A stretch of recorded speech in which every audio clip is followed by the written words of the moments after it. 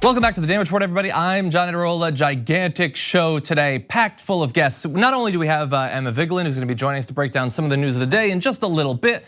One of my favorite people to just talk about politics with. We've got her on a number of different important topics, including Donald Trump attacking Greta Thunberg.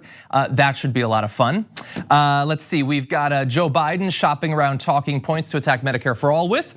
The Washington Post claims that Bernie Sanders has stolen his wealth tax plan. We're going to break down the facts behind that. We've got an activist from the Sunrise Movement. We've got Representative Ro Khanna on primarying Democrats. We've got impeachment, the argument that Donald Trump secretly wants to be impeached. He wants to be investigated. What does Donald Trump think about that? Some footage from a few years back, very interesting stuff there. But before we get to all that, and that is a ton to get to, we want to start off with a couple of quick updates on the situation with Donald Trump, a phone call, a whistleblower, and Ukraine. Depending on what day it is, Donald Trump has had a number of different excuses for what actually transpired on his phone call with Ukraine. The withholding of aid, the investigation of Joe Biden. At various points, he either knew he'd be listened to or has no idea who this person is and wonders if they're some sort of agent against the United States. They did send Giuliani to investigate Biden. They didn't send him to investigate Joe Biden. And today there's a new one actually. So as he's off at the UN, he has come up with a new explanation as to why he, in new reporting, did hold the aid a week before his phone call with the new leader of Ukraine. Let's take a look. Why did you block aid a week before the call with the Ukrainian president? Because very important, I want other countries to put up money. I think it's unfair that we put up the money. Then people called me, they said, oh, let it go, and I let it go. But we paid the money was paid. But very importantly, Germany, France, other countries should put up money. And that's been my complaint from the beginning. Okay, it had nothing to do with Joe Biden. It was just about money. They wanted to make sure that other people ponied up money too. That is why it was so suspiciously timed around the phone call and the questions that he is not even remotely denying that he did concerning Joe Biden and all that. That's why he continues every time he's asked about this to again try to divert attention to Joe Biden. That's why all of that's been going on, because he's just worried about the financial obligations of other countries. So look, it's not a good sign for Donald Trump that it took them like 5 days to come up with this. It's not the worst excuse. If you're trying to create plausible deniability, if you're trying to create just a little bit for your followers, for your defenders in the media to hide behind, there are worse things, because he says there, that's my only concern. That's the only concern I've ever had is other countries ponying up money. Then he can tie to literally years and years of him saying in regards to NATO funding that he's been pushing for them to put in more money. So that isn't the worst excuse he could come up with. It's fairly pathetic considering all that they've already admitted. And that's the thing, by the way, on this update and on any other updates that might be coming in the next few days on this show, updates about what the Dems want to see before they move forward on impeachment, updates on talking points from the right-wing media about Donald Trump and what actually happened in regards to Ukraine. I don't care about any of that, any of the explanations as to why he did the phone call. Since we found out about it, he has admitted in public a number of times, him and Rudy Giuliani, everything that we need to know. We don't have in one sentence the quid pro quo, but we have it all laid out for us. And only a complete dullard wouldn't be able to see it or acknowledge it at this point.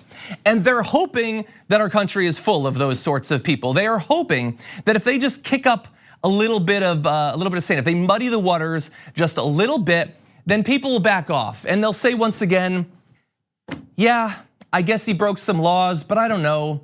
Joe Biden's probably corrupt too.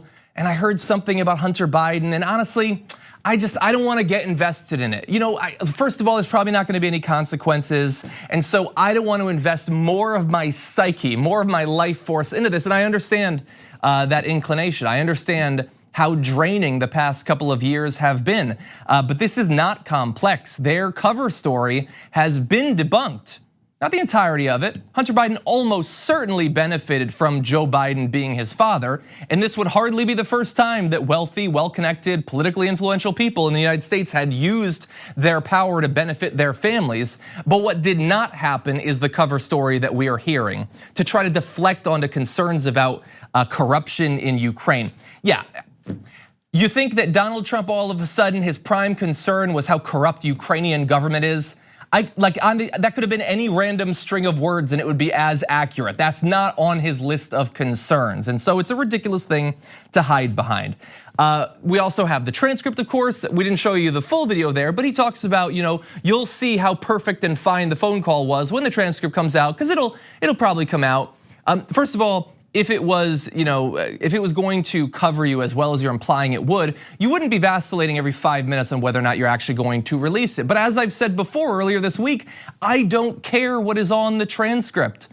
First of all, I don't trust transcripts coming out of this White House. We know before, we've seen the video of Donald Trump having ridiculous slips of the tongue or saying something offensive, and then when the transcript of the meeting or the report or the gathering comes out, it's been whitewashed away. We've seen that happen before, so we can't discount the possibility that that would happen here as well. But more importantly than that, the whistleblower's initial complaint was not about one call, one transcript, one comment, one sentence. It was about 8 or 9 different things that gave them pause, that made them believe that Donald Trump was literally breaking the law, moving beyond his authority as president in pressuring a foreign government to aid him in his re-election efforts. I would love to have the Dems interview that whistleblower if it wasn't being blocked by the Trump administration, a Trump administration that believes and says that they have nothing to hide. Always doing a lot of hiding while they're saying that though. But the transcript itself, I don't really care about that. And I think that a lot of Dem leadership, I think that what they're doing is using that to make you sort of forget about the story, to believe that, well, okay, they're not doing anything, but once it comes out, they will. And so, maybe that'll happen in a day or in a week or in a month. Maybe we'll get even closer to the election. Maybe people will stop paying attention to this story as they've stopped paying attention to so many things that should have been the end of the story. I think that's what this is all about. Now that said, I do want to turn to a slightly different part of this conversation. And so let's turn now to Fox News actually and Fox and Friends. Has Donald Trump lost Steve Doocy? Okay, I don't know for sure, but from today's Fox and Friends, the cover story that keeps changing about what exactly happened vis-a-vis Donald Trump and Ukraine, it doesn't seem to have convinced all 3 of the friends. And so here's a section from this morning's episode.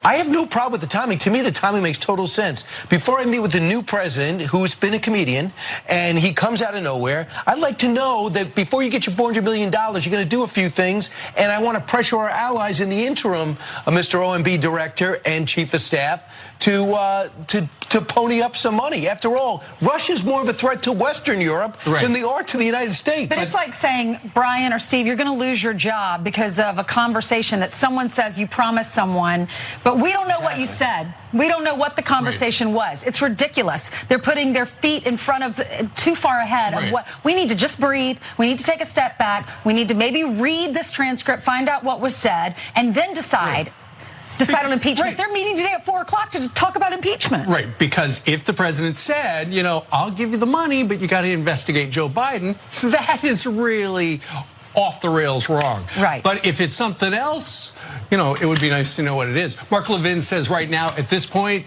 the media and Democrats are in panic mode. Yes, because he's a hack. The idea that Donald Trump might have used the influence of the most powerful single political office in the world to influence a foreign country to investigate a political rival.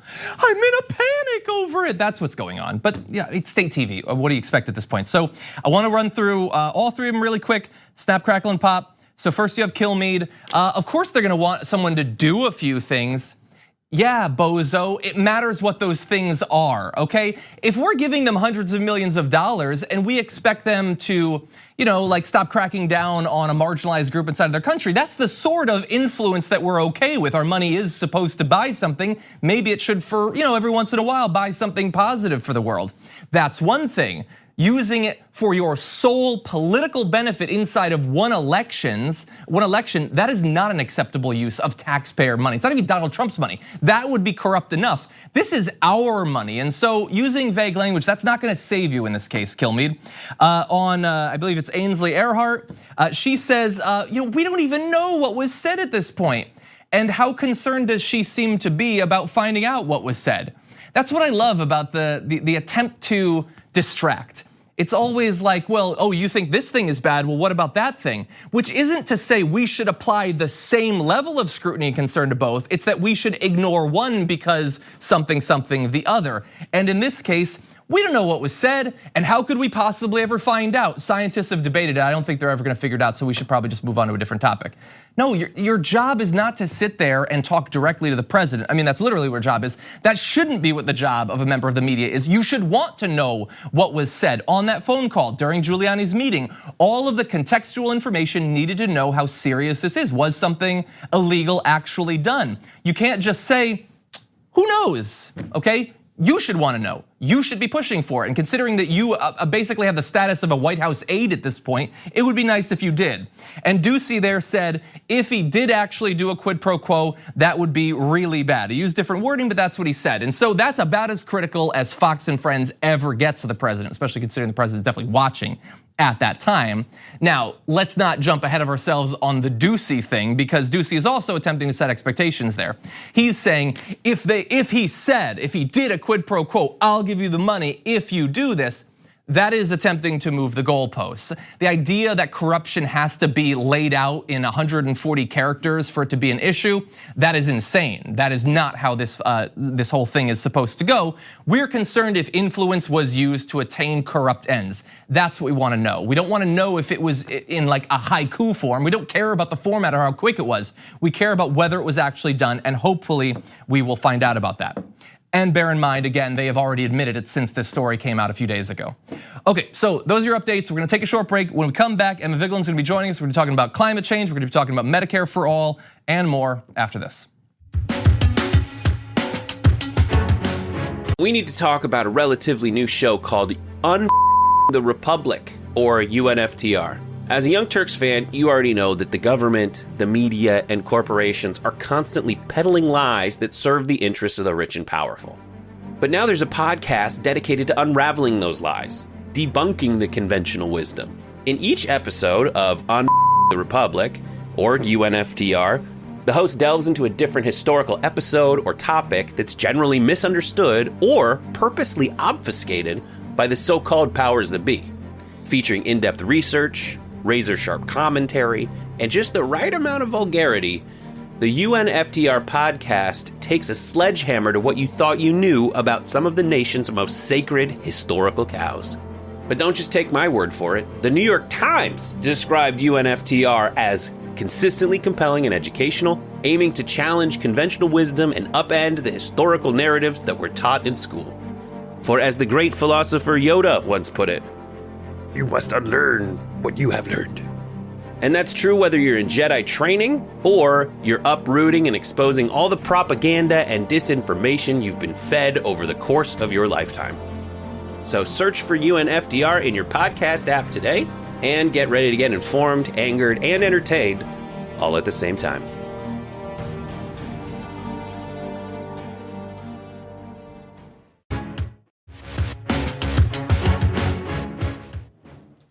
So when it comes to Greta Thunberg, all Donald Trump needed to do was not say anything, stay out of it, and you would have come across not as a bigger man necessarily, but like as a well-socialized 12-year-old. But unfortunately, that was a bar that Donald Trump could not reach. And so instead he tweeted this, retweeting some of her powerful video from yesterday at the UN. He said, "She seems like a very happy young girl looking forward to a bright and wonderful future.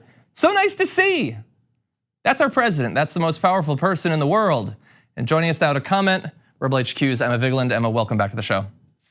Thanks for having me, John. And if you didn't know this, she updated her Twitter bio to reflect that very sentiment that Trump espoused. I noticed. Let's go to that now. Yeah. Let's bring that up. And her new status is a very happy young girl looking forward to a bright and wonderful future. Because she is both more mature and far more clever than Donald Trump could ever hope to be. So Emma, this is a pointless question, I'm sure, but scale of 1 to 10, Donald Trump sarcastically slamming a 16-year-old activist. How shocked are you? I'm not shocked at all. The right wing has gone to great lengths to attempt to discredit this wonderful human being, including Laura Ingraham, comparing her to Children of the Corn, and her being basically attacked by the Ben Shapiro mini-me on Fox News the other night, where he was calling her mentally ill because she's been diagnosed with Asperger's. She has OCD and selective mutism, which she has called her superpower because it's given her the ability to be singularly focused on the issue of climate change. And for me, I see that it's given her the ability to cut out all the riffraff and just focus on what's important, which is saving the planet. I see this her superpower as well, and I'm incredibly moved by her every time I hear her speak. I'm having difficulty not crying just talking about her in this segment with you, John. Yeah. No, I understand that. Her speech was very powerful. I get made fun of sometimes because of how often I say that I sort of draw my ability to keep doing this job on a day-to-day basis very often from Alexandria Ocasio-Cortez. Greta Thunberg's very helpful too in that same respect. And so, look, you mentioned Michael Knowles of the Daily Wire, who called her a mentally ill Swedish child on Fox News. Now, they've said they're not going to have him on again in the future, but bear in mind that they had him on to say that after he had already tweeted that same phrase and said it about her on his own show, because right-wing commentators are very clever people, and when they found a great line, they hammer it into the ground. But we also have Laura Ingraham, who compared Greta Thunberg and youth climate activist to Stephen King's Children of the Corn. For some reason. And so, look, I get that they're going to disagree with her, obviously, and they're gonna hate how influential she is. But the viciousness, the way that they're responding, it seems to me like this would be counterproductive. Do you disagree? Of course, but this is who they are. There's no bottom to that barrel. And of course, Fox News is condemning what he's saying now, but they're gonna just quietly not have him on for a few weeks, and then he'll continue writing opinion pieces for FoxNews.com and will definitely appear on another show at some point, because the Daily Wire is inexplicably semi-successful. We can't take away that aspect from Ben Shapiro, although I can make fun of him, and I will continue to. We will do that. Yes. So they will continue having him on at some point, but it goes to show that his comments were so egregious that Fox News felt the need to condemn. But at the time, they're probably going to quietly shuffle him back onto the show. The right wing has no moral argument when it comes to Greta Thunberg. They just basically have to make fun of her, and it comes off pretty badly because she's a 16-year-old child. Yeah, I think you could have ended that sentence as they have no moral argument. So one related topic that's come up this morning. So as they're getting attacked for viciously attacking a 16-year-old, the response from the right is, this is the exact same thing that you guys did to the Covington kids. What do you think about that argument? Do I have to dignify it? I mean, it's like ridiculous. Yeah, of course not. Of course, that's not exactly what was happening at all. Those children were also antagonistic towards those Native leaders. Now, there have been different reports that have come out about it, whatever. But this is all an effort, like all of these talk of her being mentally ill, the talk of her being a children of the corn, these vicious things that they're saying, the whataboutisms with the Covington kids. What about the issue of climate change? Are you guys going to talk about that? Yeah. I mean, I'm even frustrated by some on the left, like Amy Klobuchar, tweeting out the GIF of her staring down Donald Trump, Greta Thunberg. Your plan doesn't really address any of the systemic and grave problems of climate change. It's the very incrementalist approach that Greta Thunberg is so angry at. So we have to look beyond her as a person. We have this issue in society where we can only see the face and not the words that are coming out of their mouth. She doesn't care about being famous. She doesn't care about being talked about herself. She purely cares about ending the climate crisis. And that is what makes her a superhero. And that's her superpower in this movement. I couldn't agree more. Let's turn to another topic in the news this morning. I found it to be frustrating. I think that you might as well. Bernie Sanders has come out with his wealth tax proposal. It's a very interesting plan. We're going to give you details. But did you know that he stole it from Elizabeth Warren? That's what the Washington Post is saying. Let's take a look at this tweet. Sanders, taking a page from Warren, proposes sweeping wealth tax. And then let's see, we also have the New York Times saying, with the proposal, Mr. Sanders is embracing an idea that has been a centerpiece of the campaign of his top progressive rival, Senator Elizabeth Warren. But while Ms. Warren came first, Mr. Sanders is going bigger. So they do admit that his plan is bolder. The issue is that, of course, Bernie Sanders has been pushing this sort of idea, a wealth tax, for a very long time, in 2014, but he's been talking about it for more than 2 decades at this point. What did you think about this? So, did you know that Bernie was not in favor of taxing the rich before this campaign? Apparently. I mean, it's only what he's been hammered about, or hammered, what the the mainstream media and the establishment has been hammering him for decades and decades and calling him a crazy loon. So it's absurd to suggest that he in some way stole this from Elizabeth Warren. Now, his plan is much more comprehensive than Elizabeth Warren's, but I do think that Elizabeth Warren's proposal is, I've said for a while, politically perfect in the sense that it seems very reasonable to the average voter, the 2 and 3% off the top for the billionaires and for the wealthiest people in this country, to fund all of these significant programs. People hear that and they go, wow, but Bernie's plan goes further. And what's irritating is that the Washington Post couldn't just frame this as, oh, he has a more radical or more progressive or a more all-encompassing wealth tax plan. No, it's that he took it from Elizabeth Warren when he's been espousing these ideas for decades as a member of the House and now as a senator. And so he got the political ramifications of the establishment going after him in the past for these proposals. But now that they've become mainstream, he doesn't even get the credit. And now they're saying he's taken it from someone else when that's patently absurd. Yeah, and incredibly frustrating. I mean, we've seen this throughout the primary. They oppose his plans right up until the point where, come on, Bernie, stop talking about how you came up with it. Everybody agrees. So that's a frustrating turn. On the flip side, I'm not one of the people that thinks that Elizabeth Warren has simply stolen all of his plans. I think that they have similar sorts of goals that they come at from different directions, and I think that almost uniformly, his plans are better, his goals are better and bolder. And to that end, let's just briefly show a comparison of the wealth tax proposal. You can see that down at the bottom, Elizabeth Warren, between $50 million to $1 billion wealth. She has a 2% tax plan. Over $1 billion, it's 3%. And you can see there that there's both a more fine-grained, granular approach in Bernie Sanders' plan, but also far higher amounts that in the end would end up raising more than twice as much. And what's really interesting, I'm gonna jump ahead. Bernie got he got attacked today for saying he doesn't think billionaires should exist. We can talk about that in just a sec. But Warren Gunnels tweeted, if Bernie's plan had been in place from the early 80s to today, take a look at how much some of the most noteworthy billionaires would be worth. Bezos would be worth 43 billion rather than 160. Gates, 9.9 instead of 97 billion. Those are amazing. And I know that for some billionaires, that's horrifying, but note that you would still never be able to spend every dollar that you have if you had those smaller amounts. Well, I know one thing for sure. Billionaires are quiet folk, and they're certainly going to take this very well and not have any opposition in the form of bribes. Campaign contributions to bolster that view. Yeah, exactly. I mean, I know that they're going to be taking another look at Biden and Kamala and Buttigieg and all that because this is going to scare the hell out of them.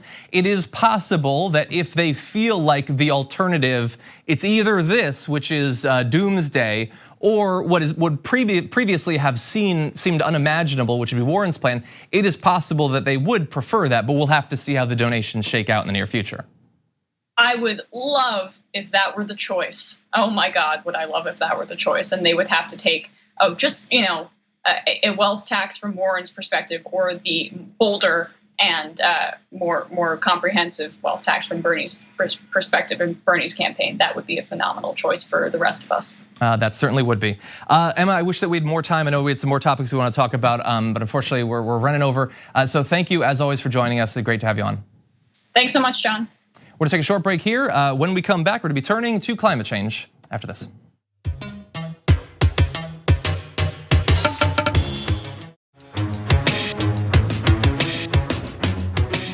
On the issue of our climate crisis, we are currently at what I would say is a boiling point. Not just in terms of the actual effect on the climate, but also in terms of our conversation about it.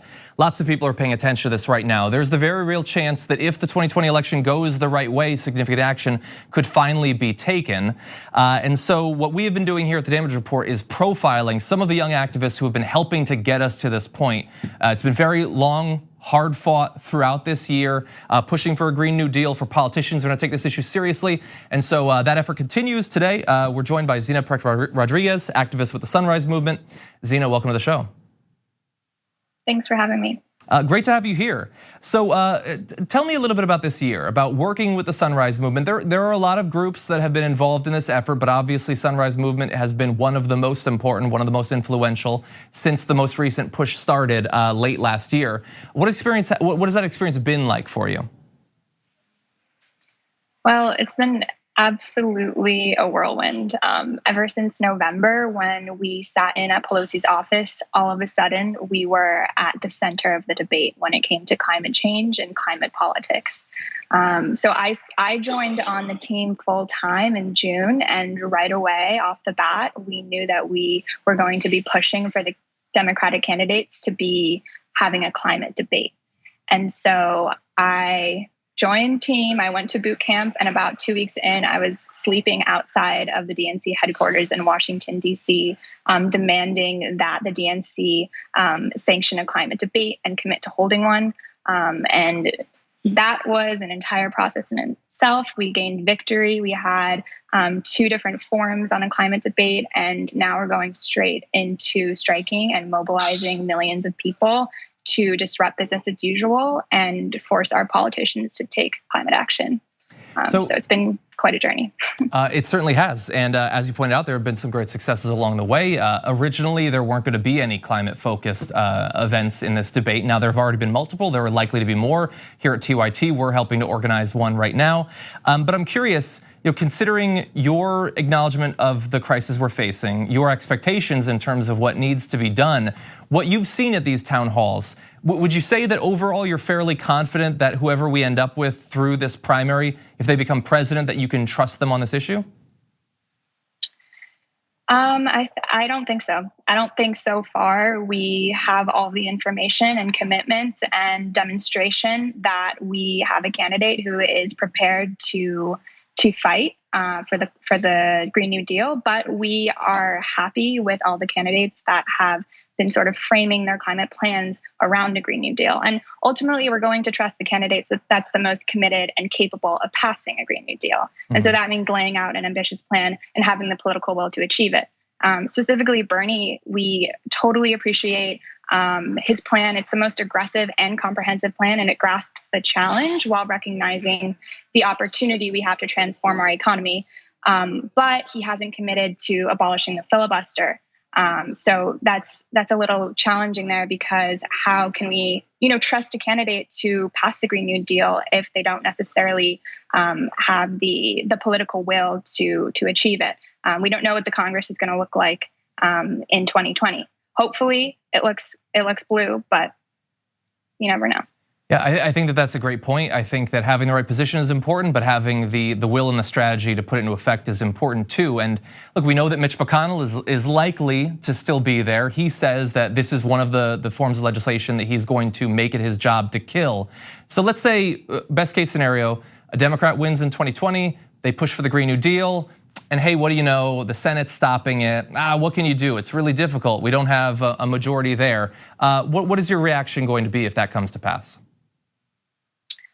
Well, we're thinking about the next year right now. Mm-hmm.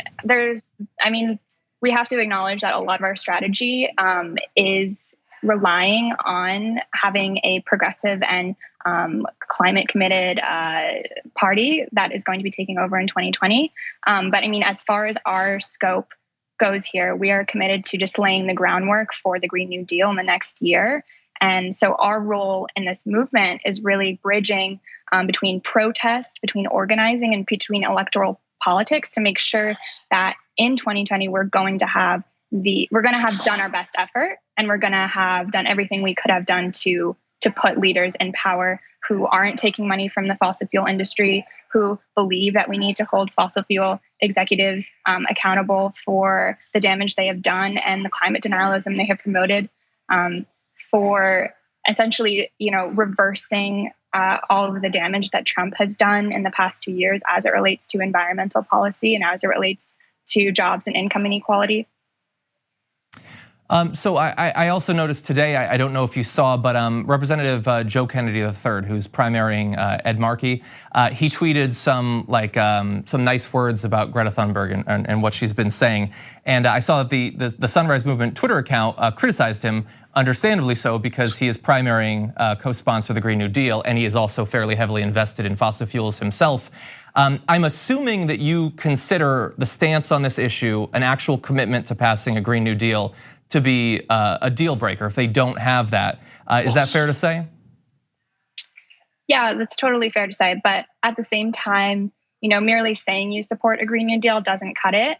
I think that now so many candidates like Kennedy and like the Democratic presidential candidates we see today support it shows how much momentum we've gained. But at the same time, you have to have the plans that are aggressive and that are ambitious, and not merely plans that are aiming, like Joe Biden, that are aiming to bring down our emissions, but at the same time aren't banning fracking.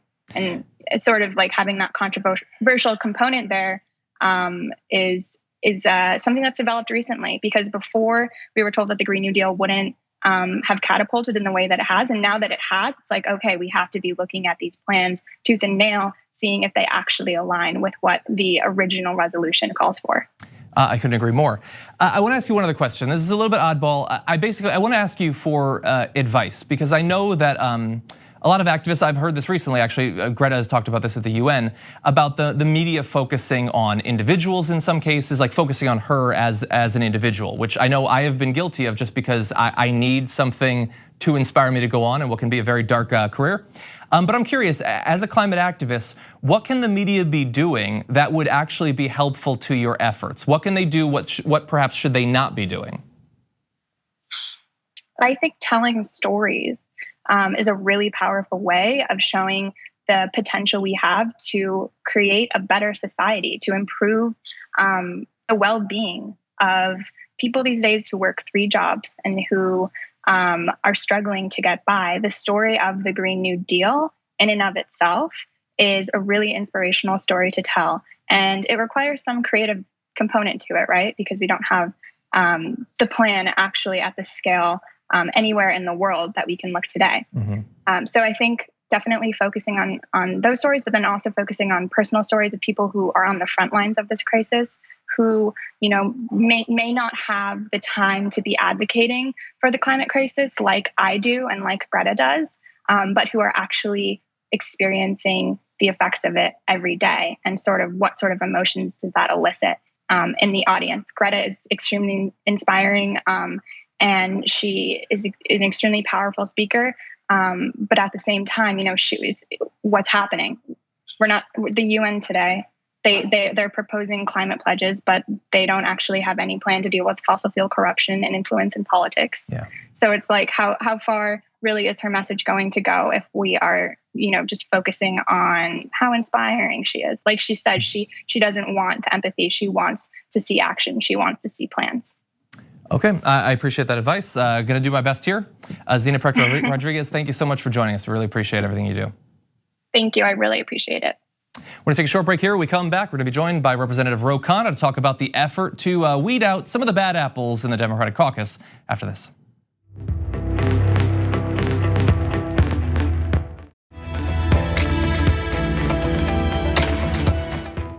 There's almost nothing you can do in the modern Democratic Party that will draw the ire of the leadership more so than endorsing a primary challenger to a Democratic incumbent. And that is perhaps why we have seen so few willing to step up and actually do that.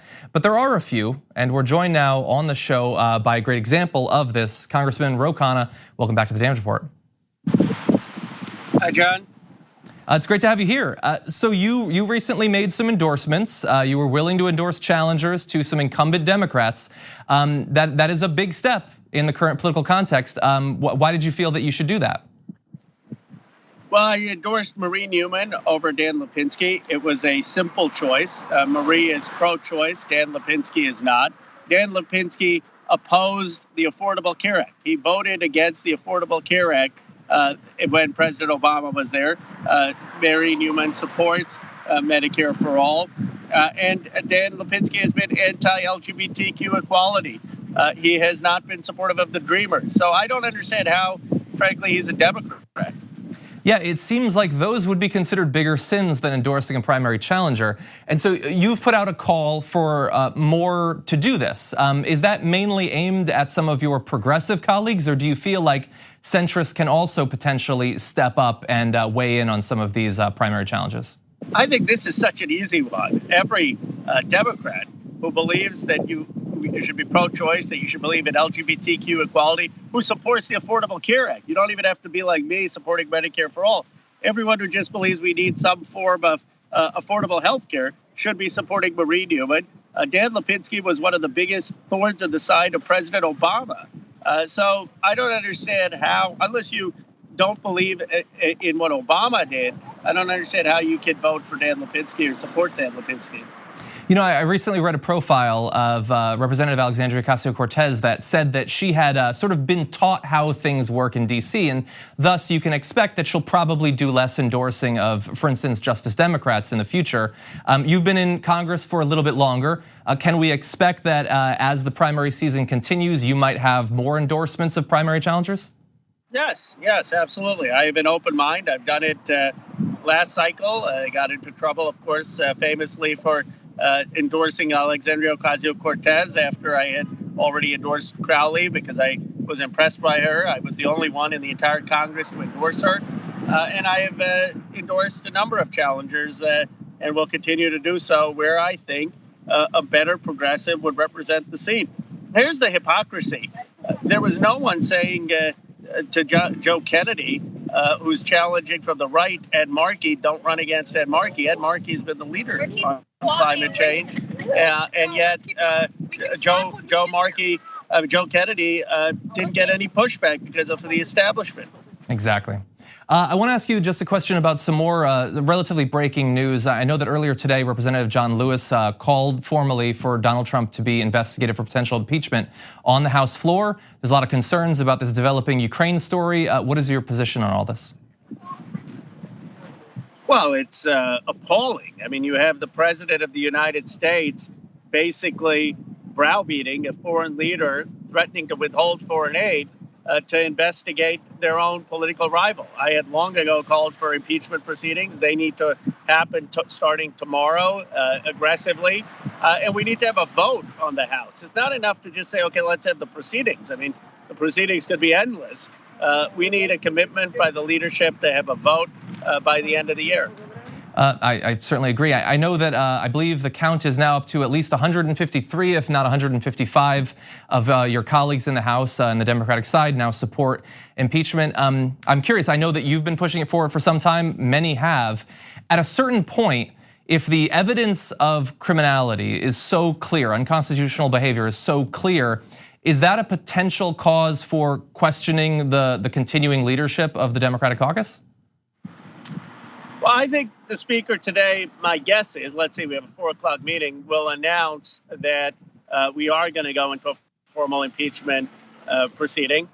And I hope she will make a commitment that we bring a vote. But I definitely think if she doesn't bring a vote, that is a legitimate grounds to criticize her. I don't see how she wouldn't be able to bring a vote at this point with John Lewis and Adam Schiff and so many members supporting it. I share that same hope. I suppose we'll have to see as the day continues. Representative Khanna, as always, thank you so much for joining us on the show. I appreciate it. I appreciate your having me on. I just stepped outside the Capitol, so I apologize for the tourists, but I wanted to do the show. No, always glad to have you on and keep doing what you're doing. Thank you. Thank you. We're gonna take a short break here. When we come back, the topic of impeachment. Many have said that Donald Trump secretly wants to be impeached. We're gonna go to the expert on the topic. What does Donald Trump think about that after this?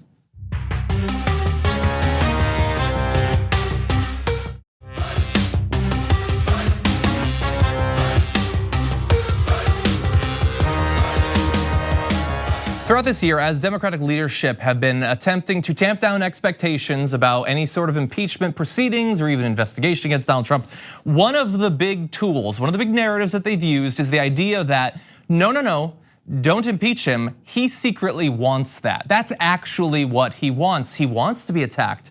Thus, he can defend himself. So if you start some sort of investigation, if you impeach him, it will only make him grow ever more powerful. That has always seemed a little bit ridiculous, a little too clever for me. That's 7-dimensional chess there. But look, I'm not the expert. Let's turn to an expert on the idea. Would a president ever want to be impeached? We turn now to Donald Trump. Listening to them say, oh, he'd love to be impeached. He'd love to be impeached. He'd love to see the government shut down. You know, whenever it comes to something like the catastrophe that just happened with executive action. He'd love to see all the Democrats. I mean, they must be coached. They must go to school for this. He'd love to be impeached. Please impeach him. It would be so good for the Democrats. Please shut down the government. It would be so good for Obama. That's what they want, shut down the government. What a lot of crap. Because all what they're doing, they're actually talking the Republicans into not doing. Do you think Obama seriously wants to be impeached and go through what Bill Clinton did? He would be a mess. He would be thinking about nothing but it would be a horror show for him. It would be an absolute embarrassment. It would go down on his record permanently. But they're saying, oh, he'd love to be impeached. That would be so good. And the Republicans are all saying, oh, we'd never impeach him. We'd never impeach him because he'd like that. Well, and the Republicans, and I'm a Republican, and the Republicans are saying, on the other hand, about the other shutting down. Okay, so that was Donald Trump back in, I believe it was November 24th, 2014. Credit to Parker Malloy, one of the best news hounds in the business. She tracked down this clip. And yeah, look, he's an idiot and a buffoon, and we're gonna get to that in just a second, but he's not necessarily wrong there. Like, that sort of argument is very self-serving from the president's point of view. If it helps to dissuade people from the opposite side from actually thinking seriously about impeachment. Now, obviously, the stuff they were talking about at that time, being impeachable offenses, was ridiculous. It was a weird ball of hair and right-wing conspiracy theories. But the idea does stand, and look at what Donald Trump said there. He'd be thinking about nothing but it would be a horror show, an embarrassment, it would be permanently on his record. That was what Donald Trump thought about that. Now, Donald Trump's not talking about that now, but he hasn't had a new thought in 30 years. That's still bouncing around in that orange dome. And so the idea that he wouldn't want to be impeached is absurd. It would be a disaster for him. Now, that's not why the Democrats should do it. They shouldn't be considering either his psychology or sort of electoral partisan consequences. They should be considering whether or not he has committed impeachable offenses and whether or not it's risen to the point where they have to do their constitutional duty by impeaching him. I would argue that we are long past that point, but more and more evidence comes out every single day. I do want to turn to one more video though, just give an idea of how prepared Donald Trump is for the impeachment process. Listen to what he said back in 2014. Has the president done something worthy of impeachment, and should he be impeached? Well, he certainly did something that was unconstitutional. Now, depends on Justice Roberts if he wants to just curry favor in the Beltway like he did with Obamacare, because that's the only reason he did it, because he knows he was wrong. But it certainly depends on what happens. I mean, I think certainly he could be impeached, and certainly they could shut down. In 2014, and I believe still, he thinks that the Supreme Court is the body that does impeachment. It's a court, I guess it has to be, right? It's like you have your day in court. He thinks that. Like, he was like 4 months from declaring that he was running for the presidency, and he has no idea what is in our Constitution. That's not the most important thing, but it is something to bear in mind. Now, we are waiting on pins and needles for a meeting later on, and word from the Democratic leadership. Are they finally going to move on impeachment? I don't know. My expectations are subterranean at this point, but the numbers are swelling. John Lewis had very powerful comments earlier today about why the time had come. And someone who's long been right on this issue, Alexandria Ocasio-Cortez, she tweeted earlier, yes, this is an emergency. We don't have the luxury of time with another committee. Judiciary has been investigating and putting the pieces together for months. Impeachment belongs there. We must honor jurisdiction, historical precedent, and work done, and allow judiciary to move forward. So she appears to share some of the concerns that Representative Khanna was sharing with us, that even if it seemed like they were moving towards impeachment, setting up a brand new select committee could just be another sophisticated way of kicking the can down the road. And so watch out for that. But as of right now, it is possible that today there will finally be some movement on this issue. And if that is the case, then as much as it pains me, I have to quote Cenk Uygur by saying, tick, tick, tick, tick. So we'll see about that. Again, manage your expectations, people. This is a Democratic Party after all. Really fast, I just want to say one of the great reviews on iTunes for the Damage Report podcast from Slunkmaster 5000 was hard-hitting reporting of news that's important to you. John reports on the things that have an impact on your life, assuming you're one of the 99%. Thank you, Slunkmaster. That's very nice of you to say. We love every review and rating that you guys put in. It's super important for getting this podcast out to more people. Hard to do it otherwise, so we'd appreciate you contributing to that effort. Lots more planned for the rest of the week. We will see you tomorrow morning.